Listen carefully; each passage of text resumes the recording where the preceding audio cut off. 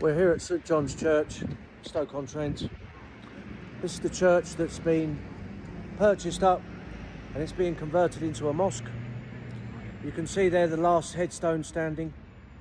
It's 150 years old. It's the very last one. You can see just over there, side of the building, piles of the headstones. But what really upsets me when I come here is this. This is a tomb, still standing, not for long. I'll bring you here. So we've got here a date. I'll just zoom in there. 1790. 1790, before the Napoleonic Wars. And if we come down here, you've got 1813, I think. 1815. So right at the height of the Napoleonic Wars, Battle of Waterloo period. And it's still standing, but probably not for long. We've held a day of action in the town. We're running a petition. We're going to hand that in this week. We've got 50,000 signatures so far. We're going to hand it into Stoke-on-Trent Council. You can see there the big pile of headstones. They've hidden them around the side there, so you can't see it from the main road. This is before the Napoleonic Wars. This is 1719. This should be a World Heritage. They're turning this church into a mosque, and it gets worse. That side of the building. If you can, please sign our petition. We're going to be handing it in this week. It's absolutely disgusting what they've done here. This is English history, English heritage going back centuries, and they've just obliterated it. If I just walk over here, look. So you've got all of these here. 1842, 1830 something, aged 99 years. That's a good age for back then in the Victorian era. Another one here. So this is part of the car park already, look. This all used to be graves. This all used to be people buried here. There's only one remaining just here. You can see here 1799. Right there. 1799. This is the historic church building. They're converting it into a mosque as we speak.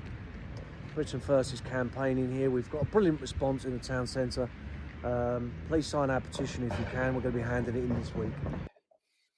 So when I saw this video, I went and find the link to the petition to send to you guys, because this is part of the heritage. These are really old stuff that is this building should be. I don't understand how UK laws work, but I thought a building this old with tombstones this old would be a World Heritage site that nobody would be able to destroy.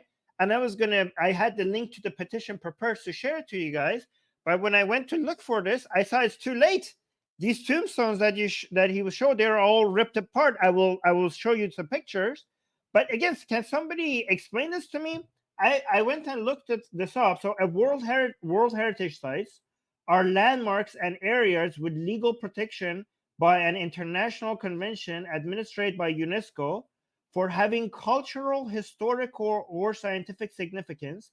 The sites are judged to contain cultural and natural heritage around the world considered to be outstanding value to humanity. I would think like tombstones and gravestones that are before the Napoleonic Wars would be part of that. So how did they manage to turn this church into a mosque and come destroy all of that?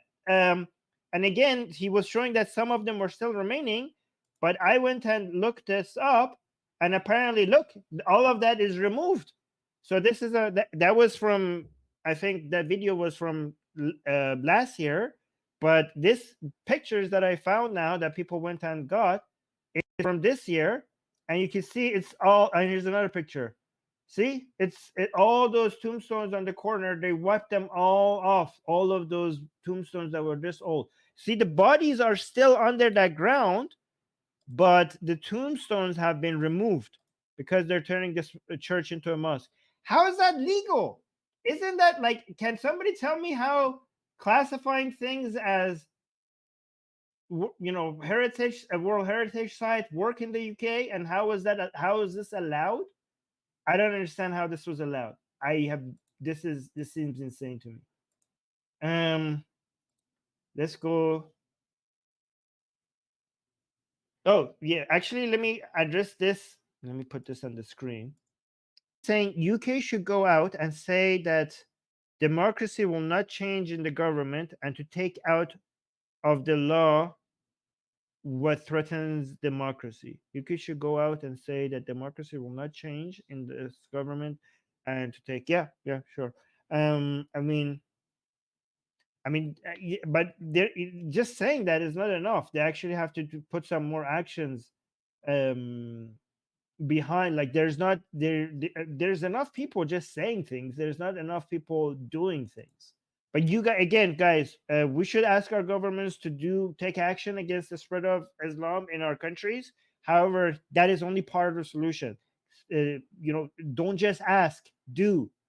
Don't just ask, do. And by do, I'm not talking about anything physical. I'm talking about just using your your speech, using your rights to say things, to advertise, to promote, to learn about this toxic ideology, and to inform more people against it, including the Muslims themselves.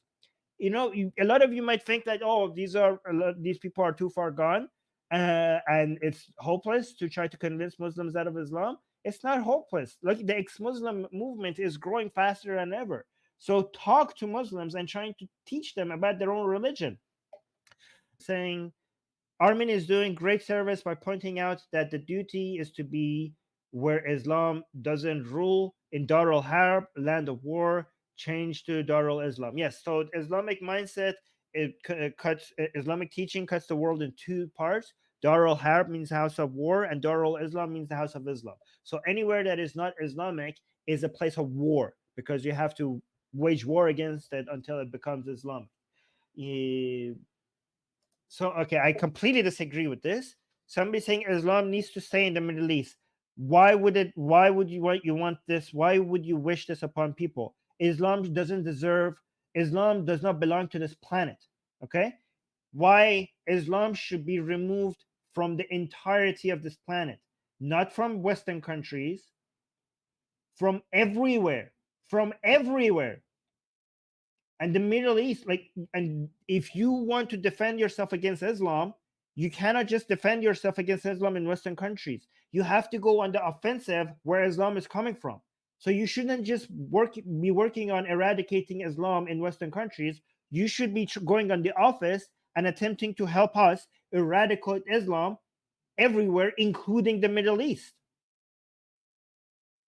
Islam in the Middle East is a curse upon Israel and Iran, and also Muslims living in Islamic countries. You're not going to be safe if Islam has a base where it could operate from. You have to. A good defense is a great offense. And so there's that. And also, I saying from Britain, vote Reform UK. Yes, I think so too. Again, well, actually, I'm not going to tell you who to vote for, but I would, if I was a UK citizen, I would probably vote for Reform. Again, I'm not telling anybody what to do. However, please make sure that you understand that that's not going to solve everything. That's not going to solve everything. That's going to solve a small fraction. First of all, Reform is not going to be the fact. Reform replacing the Conservatives as the main opposition is a good thing. So a lot of people think, like, why should we vote for Reform? That's just going to help the that's just going to help their liberals, their leftists there, right? So I don't want to call them liberals, right?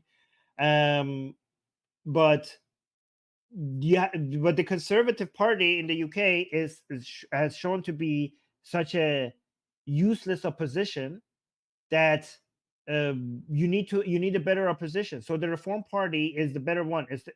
Even if they're not going to be in power, it's good that they are replacing the Conservatives, right? What is the latest seats? The predictions. I think like the Conservatives are.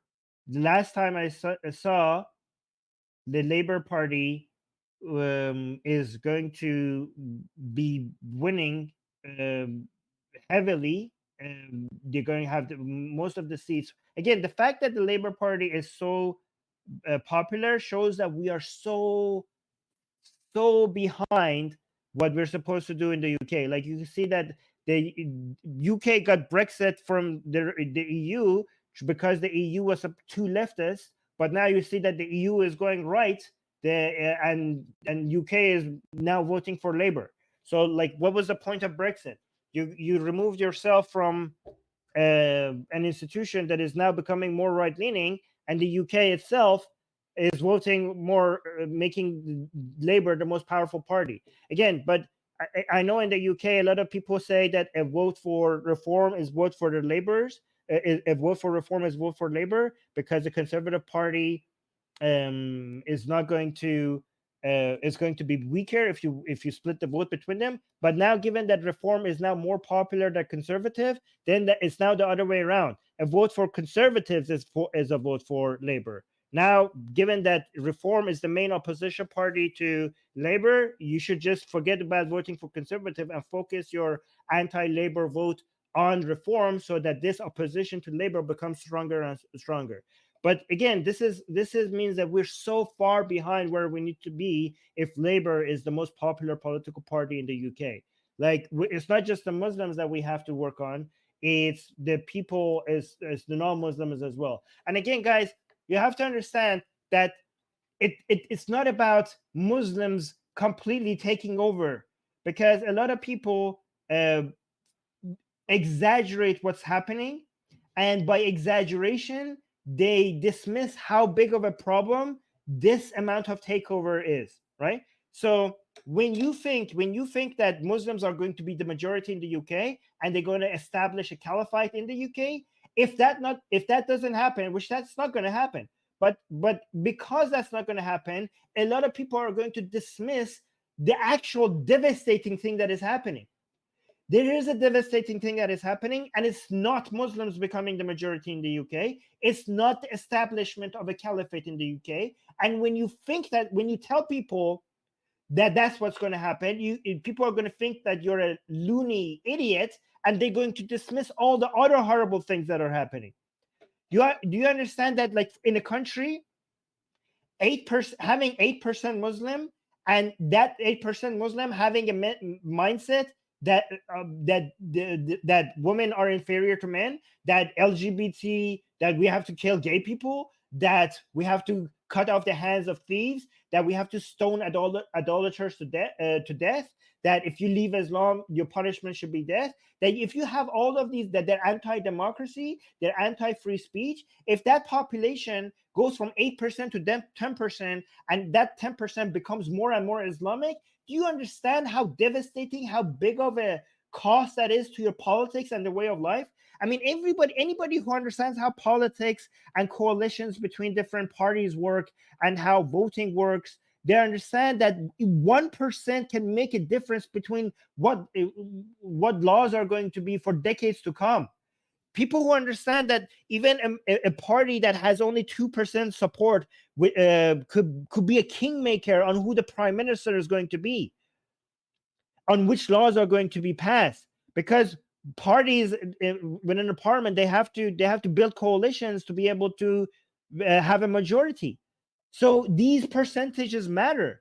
With only 8%, they could change your way of life completely. They don't have to have a Muslim majority or completely take over the UK or establish a caliphate to slowly erode your way of life, to slowly take away your free speech. I mean, even right now in the UK, they're arresting people for tweeting or liking tweets. The police come at your door for having the wrong opinion. Imagine if Muslims have more and more influence in your politics. Do you understand that your free speech and your secularism and your rights are all being challenged and threatened without the necessity of Muslims being a majority or them establishing a caliphate? The fact that they're this politically active is enough. The fact that they can go from 8% to 10% and even make that 8% that they already have a lot more political active and a lot more political and a lot more Islamic, that is already a threat. The threat is already here. You don't have to wait for a caliphate. It's already there. Now you have to fight back against it. Do you understand what I'm saying? Don't exaggerate. Don't say something that is not going to happen, because you're going to be dismissed as a loony if you do that.